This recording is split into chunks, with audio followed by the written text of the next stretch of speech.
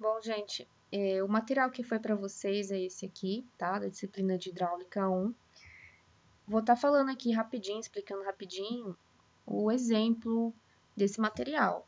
Então, o material refere-se à perda de carga contínua. A perda de carga ela é classificada em duas. A contínua, essa perda, ela ocorre devido à aspereza do material, tá? É uma perda uniforme, tá?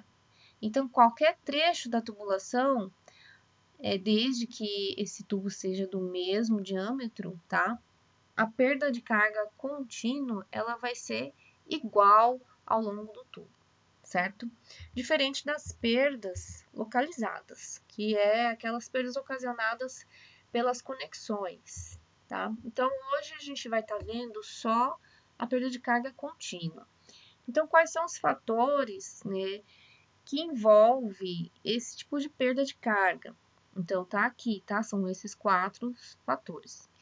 Então, com esses 4 fatores aqui, a gente pode calcular essa perda através da fórmula universal, ou chamada de fórmula de Darcy-Weisbach, tá? Então, fator de atrito. Fator de atrito é o coeficiente, tá? De atrito referente ao material da tubulação. Então, a perda é tanto maior quanto maior for o comprimento do trecho, quanto maior for a velocidade ou energia cinética, e tanto menor quanto maior for o diâmetro do tubo, tá? Então, se eu tenho uma vazão e quero transportar num tubo de 100 ou de 150, quem vai me dar maior perda de carga é o tubo de 100, tá? Então, quanto maior o tubo, quanto maior o diâmetro do tubo, menor é a perda de carga. O fator de atrito, ele é calculado também, tá? Em função da viscosidade do fluido, da rugosidade do material, tá? Mas eu vou pular essa parte, porque o exemplo e o exercício proposto já vou dar esse fator de atrito, tá bom? Para não ficar muito complicado, né? Porque eu sei que é bastante trabalhoso, né? Os exercícios, então o que eu for dar para vocês já vai ter esse valor aqui do coeficiente de atrito, tá? Bom, vamos lá. Exemplo 1. Dada a instalação abaixo, calcular a vazão em C. Então, sabe-se que em B eu tenho uma derivação de vazão e que a vazão entre A e B é de 50 litros por segundo. Despreze as cargas localizadas. Então, lembrando que o exercício é referente somente à perda de carga contínua. Então, a gente tem LAB, comprimento de AB 1.700 metros e comprimento de BAC 500 metros. O diâmetro de A a B é de 300 milímetros e o diâmetro em C é de 100 milímetros. Utilizar a fórmula universal para cálculo da perda de carga, considerando o fator de atrito do material de 0,020, B e C estão na mesma cota, tá? Então, a gente vai considerar que B e C é o nosso plano de referência horizontal. Em A, eu tenho aqui, ó, uma coluna d'água. Essa coluna d'água aqui é de 10 metros, tá? Então, a pressão lá na entrada do tubo é de 10 metros coluna d'água, beleza? Sabe-se que o diâmetro em A é igual ao diâmetro em B. Então, a gente sabe que se a vazão é a mesma, as velocidades são iguais, tá?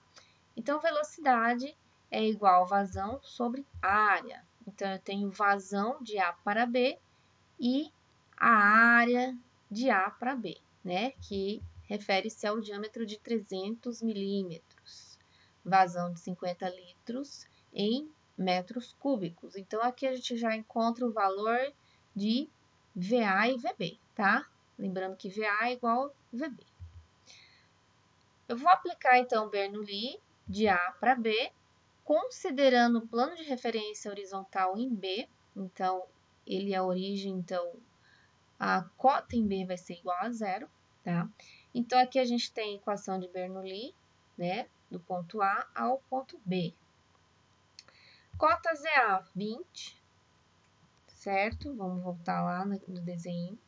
Então, a cota aqui em relação a B, eu tenho 20 metros, né? Então, B é 0, A é 20, certo?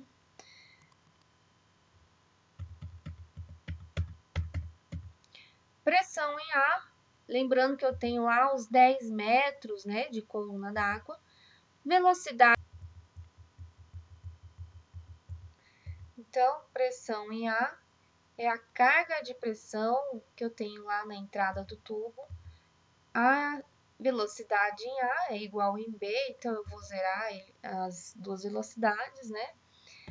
A cota em B é o plano de referência, então ele é zero. A pressão em B não conheço, VB zero, mas a perda de carga entre A e B. Então, nesse caso, a gente vai estar usando a equação universal. Então, eu tenho lá que o nosso fator de atrito, né, foi dado do exercício, comprimento entre A e B, o valor da velocidade, que foi calculada, o diâmetro, e tenho então que a pressão, a carga de pressão em B, é esse valor aqui, 27,10 MSA. Sabe-se que o diâmetro em C é diferente do diâmetro em B, né? Então, as velocidades são diferentes. Mas eu não tenho vazão em C, então eu não conheço também, né, a velocidade em C. Então, aplicando Bernoulli de B para C, certo? Então, eu tenho aqui que a cota em B é zero, né? Ele é o plano de referência, assim como em C, tá? Então, velocidade em B, pressão em B. Então, não tenho valor de velocidade, né? Então, fica aqui como incógnita. A pressão em C é a pressão atmosférica, tá, gente? Então, nem coloquei aqui, mas é zero. E a perda de carga entre B e C. Então, simplificando a equação, né? Eu sei que lá na equação a velocidade em C eu não conheço, porque eu não conheço justamente o valor da vazão, tá? Eu tenho o diâmetro, mas eu não tenho vazão, então não tem como descobrir aqui. Então, ele é a incógnita da equação. Então, simplificando esse valor aqui, eu tenho 100 vezes VC ao quadrado sobre 2G mais 1 VC ao quadrado sobre 2G. Então, isso aqui vai me dar, né, 101, né, que é 1 mais 100. Simplificando, então, a equação, encontramos o valor de velocidade em C. Para saber o valor da vazão em C, eu só aplico a fórmula da equação da continuidade, né, com o valor da velocidade em C e a área, né, πd ao quadrado sobre 4. Então, né, vazão em metros cúbicos e litros por segundo, né? Eu só multiplico por 1000 aqui.